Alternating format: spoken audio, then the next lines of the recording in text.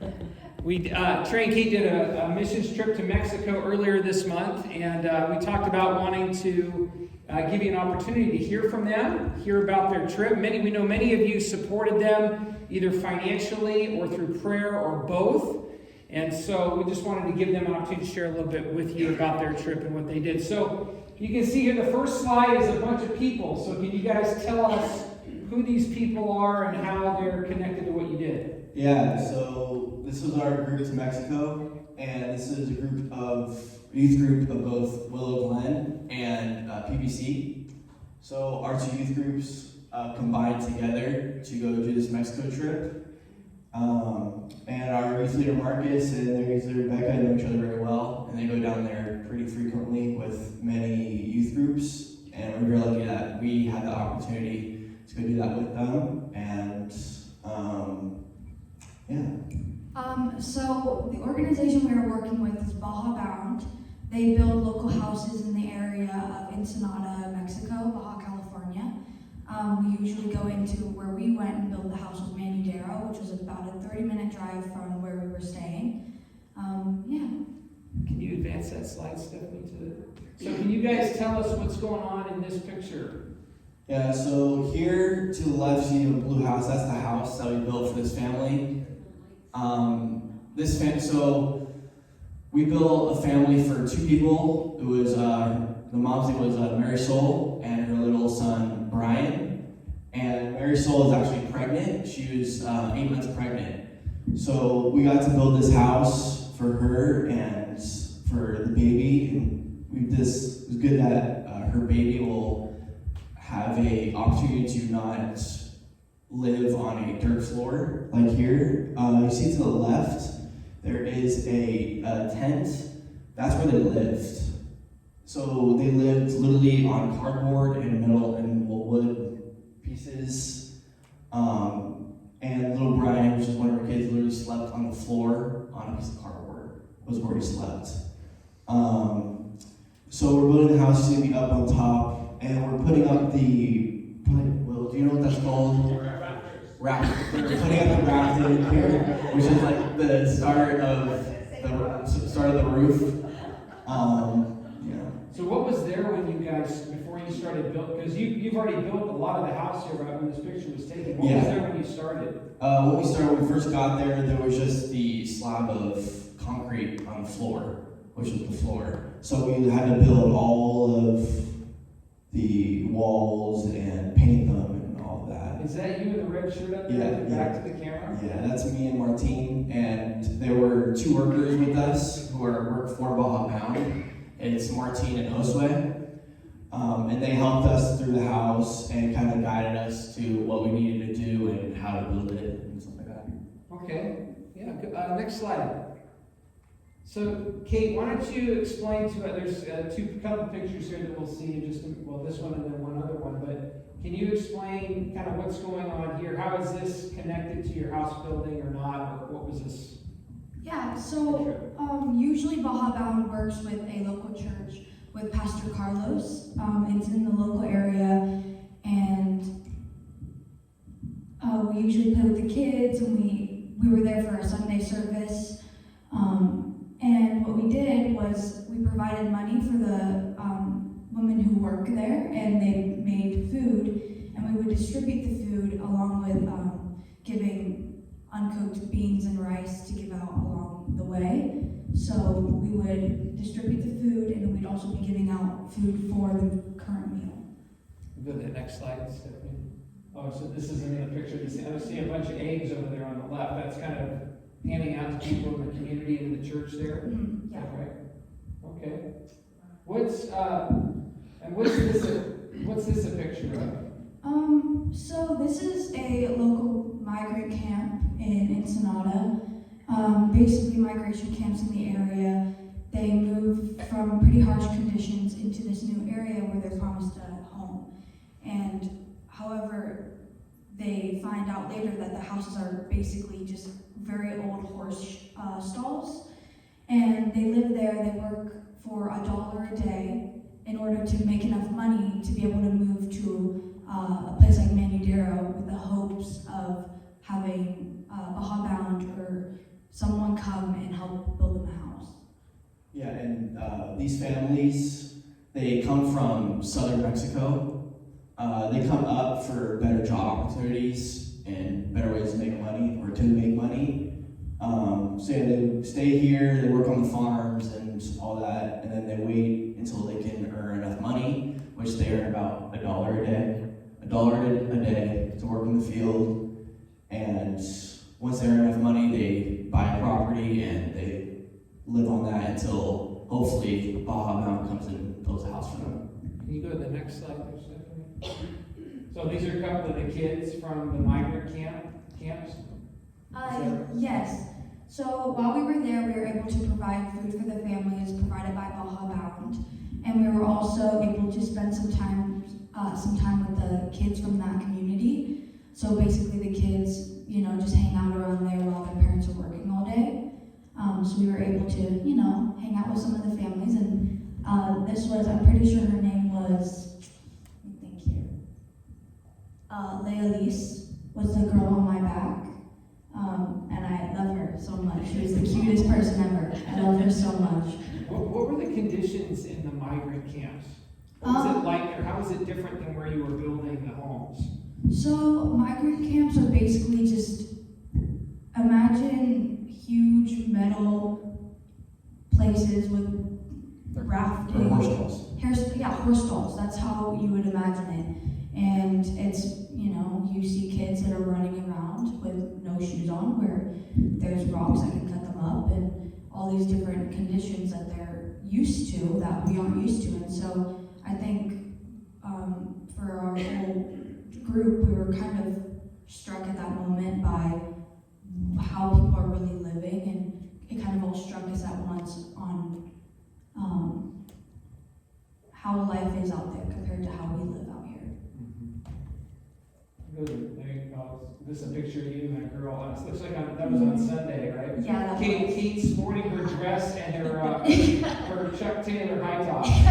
I'm wearing them. And this is another picture of Kate with one of the girls there.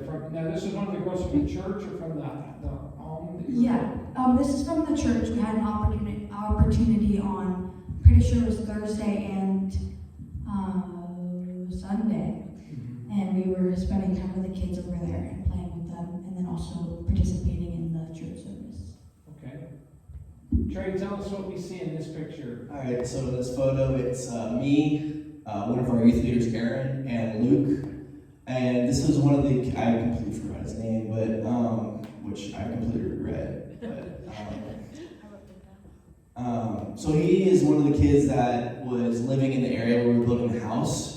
He was in the tent next to where we were building, so next to his family, and they had a whole bunch of kids that came and played around with us while we were building and all that kind of stuff. So it was super fun. We got to play with them. Heard a lot of caballo, which is horse. So they wanted us to pick them up, which was really funny and fun, and yeah. Okay. Yeah. So I think this is a picture I think I showed most of you a couple weeks ago. Trey and Kate were with us, I don't think, on that day. But can you one of you guys just explain what we see here and what are these two structures that we're looking at? So this is the finished house is the blue house on the left, and then the white tent is what they were living in beforehand. So most of the time, what they do with the old house, if they get provided a new house from Baja Bound, is they are able to use it as a bathroom or as a kitchen, so they can still use their old living to be able to. They are able to use their old living area to also still provide for them. Yeah. They're able to sleep in the house. Yeah. And then they don't have to have all the other, where they use the restroom and where they cook can all be still done in a separate location. So it keeps the home sleeping area more usable for that. And you can also see, kind of in the left of the photo, you see that little kind of box that's back there? That's their bathroom. Okay. So they dig into the ground, and that's where they go to the bathroom. So they go to the bathroom in the ground. That's what they do. Go to the, okay, then what's this a picture of here? So this is a picture of our last day when we finished the house, and maybe you can see Mary Soul. She's in the blue there, sitting, and we're praying over her and the house and just the safe delivery of her baby, and we're just hoping that this brings her new opportunities and for her new baby and Brian. And we had a pastor that was there. You can't really see him, but he was there, and we were just blessing the house and her, and yeah. Excellent. This is your team right here once the project presents. So let me ask you guys a couple of other questions. We've got a couple more minutes. I wanted to, I just want you guys to, maybe both of you could just briefly share what was the most memorable part of the trip for you and why? Okay, I'll go. I really enjoyed playing with the kids. I was able to make some very strong connections with the kids, even though there was a language barrier. I was still able to, have fun with them. I've never met kids who have loved being carried on their back or being flown around by their hands more. I spent hours doing that with them. It was so fun. One of the most memorable, but also one of the hardest moments was the migrant camp. I think it was a big step into me seeing things differently, and also just, hanging out with the families there. They're all so wonderful, so. Yeah, I think one of the best memories I have there is probably just building the house and getting to learn these kids and new people. But the hardest thing to see was the migrant camps, seeing how those families of 7 are living in a horse stall was pretty hard to see. I'll remember that probably for the rest of my life.